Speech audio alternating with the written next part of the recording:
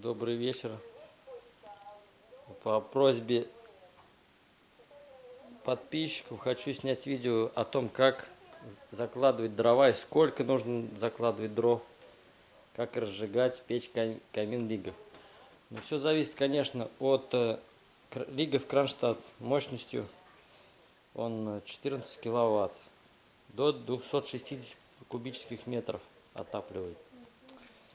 Ну, конечно, количество дров зависит от того, как ваш дом утеплен, какая температура на улице, и в первую очередь от сухости дров и какими дровами топите. На примере своих дров я покажу, сколько я закладываю. Температура на улице не более минус 5. И поэтому я каждый раз закладываю столько дров, сколько необходимо, в зависимости от температуры окружающей среды на улице. Так, перед закладкой дров мы, конечно, открываем все. Чистим вот это стекло. Стекло чистится. Обычно вот газетки. Берем газетку и чистим.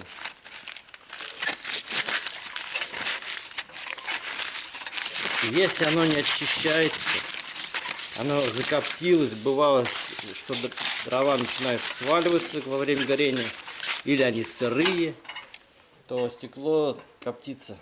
Тогда берем либо нашатырный спирт, на газетку также оттираем, либо наливаем водички в чашечку и макаем в золу. Зола с водой, то есть получается такой порошок, разведенный водой, и начинаем убирать разводы от нагара. Здесь, в принципе, чистое стекло. Так, перед тем, как мы сразу будем начинать затапливать, вот, нужно у печь камин Лига есть такая заслонка. Это мы открываем прямой дымоход, чтобы не забыть, когда начнем разжигать. Вот у нас там, можно видеть, вот здесь, то есть мы открыли прямой доступ. Теперь у нас печь во время розжига, для того, чтобы прогреть дымоход, у нас получается, мы открываем дымоход, и чтобы прогреть его до определенной температуры, чтобы создалась устойчивая тяга. А далее, чтобы у нас тепло все наружу не выходило в дымоход, и дымоход не прогорел, как в колосниковых печах, мы его закрываем. Я закрываю при 120 градусах, как сказано в инструкции по печи. Также есть шиберная заслонка. В принципе, она всегда открытая. Я ее закрываю только тогда, когда не пользуюсь печью, чтобы лишнее...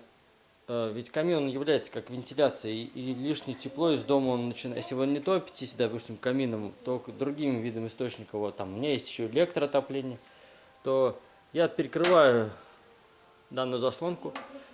Вот, если он будет у вас закрытый, вы начнете затапливать, у вас весь дым пойдет сюда. Вот, поэтому он всегда в открытом положении. Далее, вот дрова у меня такие. Это остатки от мебельного производства, сухие камерные сушки дрова.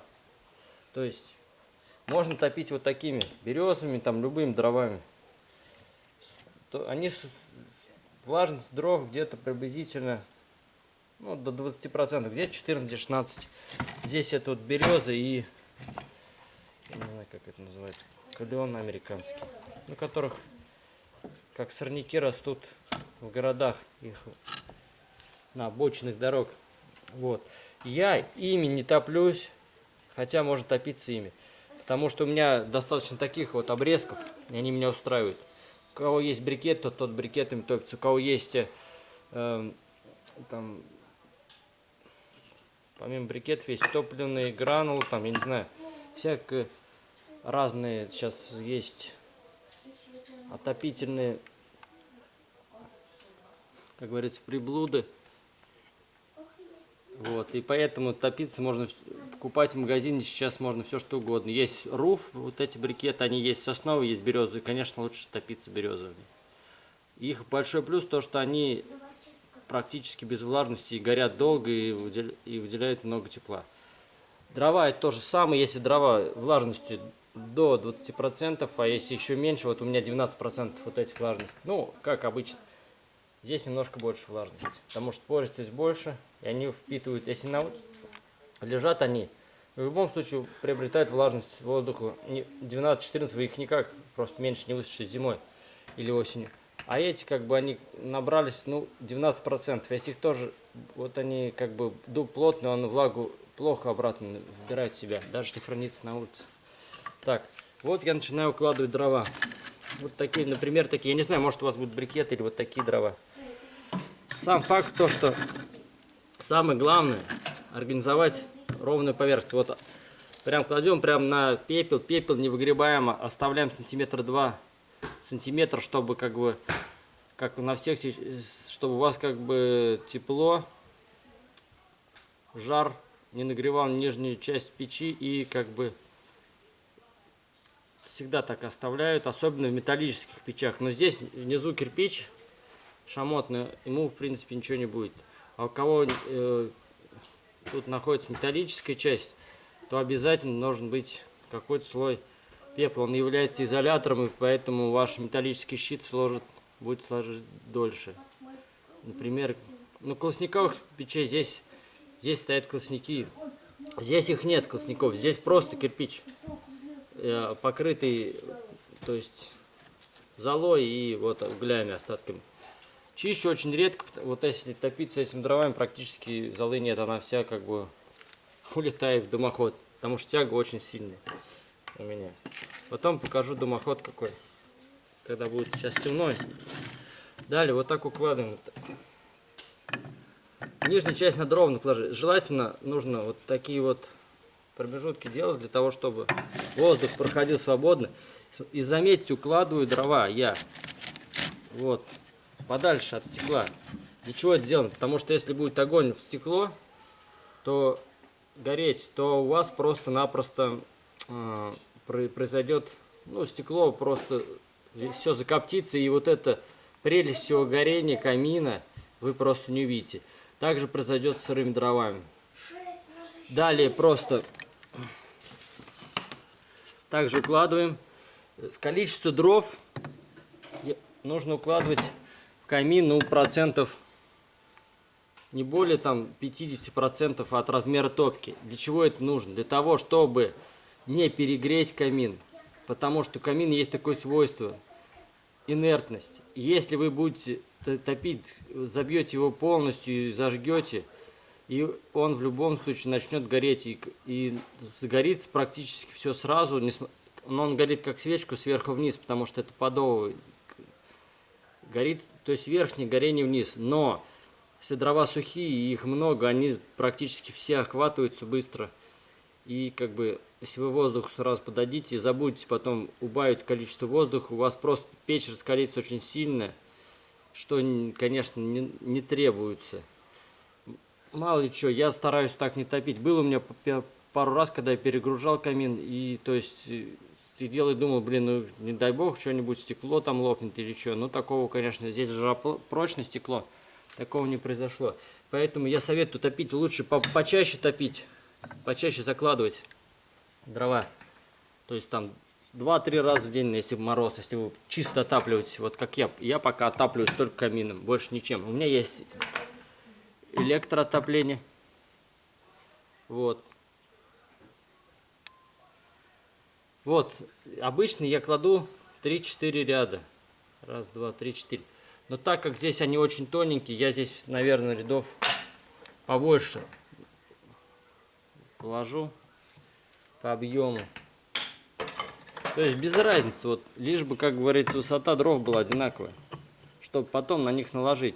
И оставляем промежутки.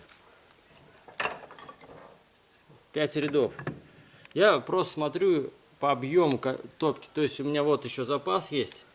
И дрова, здесь камин, нужно учитывать то, чтобы было не вплотную к стенкам подходило. И здесь, и здесь, и здесь. Как бы дрова были посередине камина. И здесь тоже. Иначе у вас просто будет некрасивое горение. Вот. Далее я вот так вот вкладываю дрова.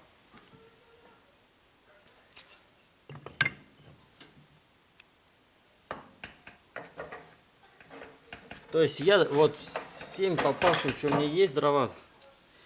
Я вот как это на примере, как я укладываю. Я не знаю, может быть у кого-то кто-то по-другому закладывает дрова в этот камин. У кого-то, то есть своя методика. Я просто уже 3-й год топлю этот камин, и у меня вот выработалась такая методика за 3 года. Вы скажете, то есть нужно лучинки, чтобы сверху вот там тоненькие дрова. Согласен, чтобы быстрее все загорелось, нужно лучинки. Но я такого не использую. Я не использую их, потому что дрова сухие, они сейчас очень быстро загорятся. И особо, ну, газетку использую, конечно, но не особо много газет. Потому что дрова сухие, я еще раз говорю, они очень быстро как бы схватываются. Далее, что я делаю? Я просто беру и вот так кладу. Можно, конечно, тоненьких дров наложить. Вот то, что есть, просто я не выбираю. Как бы, вот у меня есть там, вот что в поленнице, то я и положу. Вот это ясень. Я как бы, он очень, ну в нем влажности больше всегда, чем в дубе. Хоть как его не суши. Поэтому я ясень не особо люблю таких. Вот.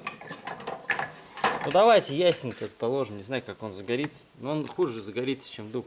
Видите, какие большие дрова я кладу. Не какие-то там прям крупные сверху. Это можно мелочь. Еще есть мелочь. Молочок. Вот я сюда кладу. Чтобы были опять промежутки, чтобы у вас воздух проходил. И как бы быстрее все это загорелось. Сейчас я постараюсь все побыстрее разжечь. Вот. Повторяю, вот эта заслонка у нас выдвинута во время розжига. Далее. Закладываем сюда газету. Газету здесь вот, ну сколько, вот смотрите. Не особо много, вот выберу газету.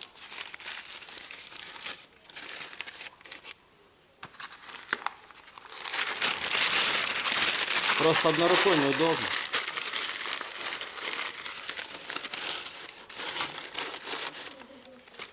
Вот. Здесь вот, смотрите. Здесь есть вот подув стекла. Я включаю на всю катушку. Здесь все открыто, здесь все открыто. Потому что камин должен набрать температуру. Если у вас все будет...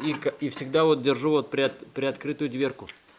До тех пор, пока камин 100 градусов внутри не наберет.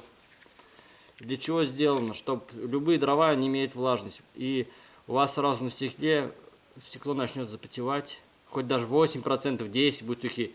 И у вас будет потом нагар на стекле. Чтобы этого не было, я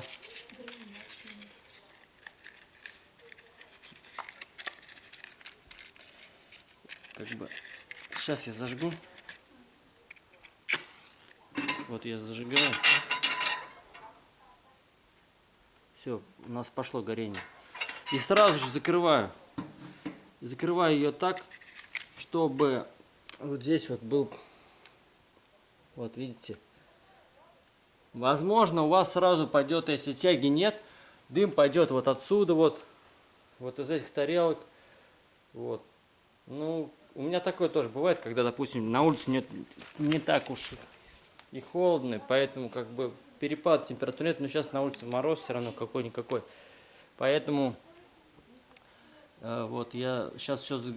Вот смотрите, как бы... Далее мы прогреваем дымоход. Вот всего лишь как бы вот столько газетки, и вот начинается у нас... Все начинает гореть. 10 минут время. Или 20. Вот. У кого есть камины, я бы, конечно, использовал пирометр. Стоит он 1000 рублей. Для чего это нужно? Для того, чтобы смотреть температуру дымохода. И чтобы перекрыть. Вот видите, температура 29. Вот обычно я меряю вот на высоте захода в сэндвич-трубу. Вот здесь должно быть 120 градусов. Когда вот здесь 120 градусов, мы перекрываем вот эту вот заслонку. Ну, я могу сказать, что зависит от высоты наложенных дров. Если вы высоко, как говорится, накидаете дрова, то у вас огонь будет ближе к трубе и быстрее прогреется дымоход. Все, у нас верх загорелся, начался подъем температуры. Что я еще делаю? Когда я просто, чтобы у меня объем дров увеличился, вот видите, здесь промежуток. Вот. Я просто туда докладываю дрова в этот промежуток. Все, у нас полностью загорелись дрова здесь вверху, здесь загорелось. Вот, я беру. Конечно, это надо делать при прогретом дымоходе, чтобы дым не шел, как у меня вот здесь дым выходит. Вот, но я просто вам показываю, потому что дымоход не совсем прогретый. Дальше смотрим, вот у нас идет там горение, видите, да? Вот. И по-прежнему дверка у меня приоткрыта немножко, вот видите. Для того, чтобы воздух максимально поступал, кислород поступал. Здесь все открыто, здесь все открыто. И это я повторяю, топлюсь, это я так делаю. Может быть, кто-то по-другому делает. Я поэтому не могу говорить за других. Просто мне так удобнее. Я уже как бы отработал за 3 года работу этого камина, как лучше с ним, как он себя ведет. Заметьте, после горения у меня стенки чистые. Это топка. Вот, чистое горение, нет сажи в топочной камере. Нету. Шамотный кирпич весь чистый. То есть это о чем говорит, что дрова сгорают полностью и горят, то есть достаточно хорошо и высокая температура, которая сажу сжигает. Смотрим дальше. Вот видите, 57 градусов. Здесь 59. Вот. Как только в топке будет 100 градусов, как мы узнаем в топке 100 градусов, вот. Смотрим здесь у нас 70, 80 градусов.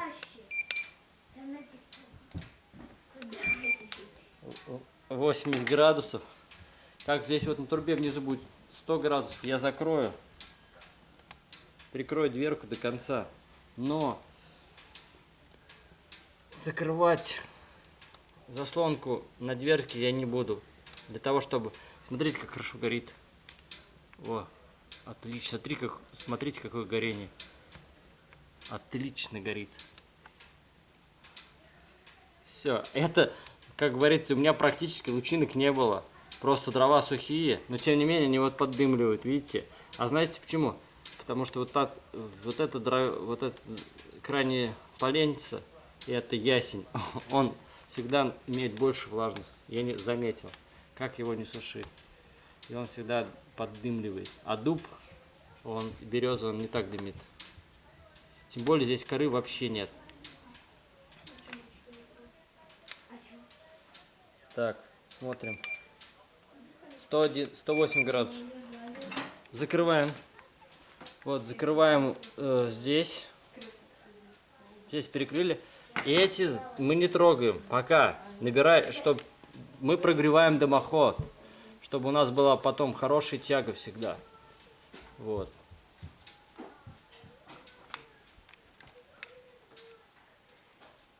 «105». Вот здесь 116. Ну, в принципе, уже можно закрывать. Закрываем вот эту заслонку. Все. То есть у нас теперь идет не прямоток. Огонь идет не напрямую в трубу. Он идет по каналу внутри. И полностью разогревает камин со всех сторон. Сбоку, И поэтому температура выхлопных газов сейчас начнет падать. Ну, она пойдет до 190 градусов. Этого достаточно, чтобы тяга была устойчивой. Все зависит от высоты вашего дымохода и от там, дымника на крыше, что у вас там, я не знаю. Все зависит от многих условий. Вот, все у нас горит. Что я потом делаю? Потому что я этот камин всегда оставляю и уезжаю по своим делам. И не боюсь, что там будет пожар и что, потому что я уже 3-й год им топлюсь. Я обычно перекрываю вот это вот до процентов. Оставляю вот здесь чуть-чуть вот эти отверстия. Вот в таком положении. И фиксируешь. Здесь у нас все закрыто, здесь закрыто. Здесь у меня всегда все открыто. Топлюсь я сюда. Можете, конечно, вот так делать. Полностью перекрывать. Но у вас он начнет дымить. Вот как здесь образуется дым, копоть и неплохо. Я всегда открываю. По-хорошему еще бы подержать вот эти полностью открытыми, чтобы камин еще прогрелся и чтобы у вас было красивое горение и не задымливалось стекло. Потом он начнет гореть синим пламенем, как вы видели, и температура будет 300-400 градусов. То есть это значит камин в номинальном режиме. Сейчас температура вот 155, 165. Она вырастет до 350, может даже до 400. То значит камин у нас перешел в пиролизное горение. То есть полное сгорание топлива с выделением большого количества тепла. Дымоход у нас сейчас вот 100 градусов. Больше она максимум на 110 подниматься будет. На интервал температура 90-110 градусов, больше не поднимается. Все. Вот так вот я затапливаю данный камин. До скорой встречи. Буду еще снимать видео по поводу дымохода. Какой дымоход стоит у меня.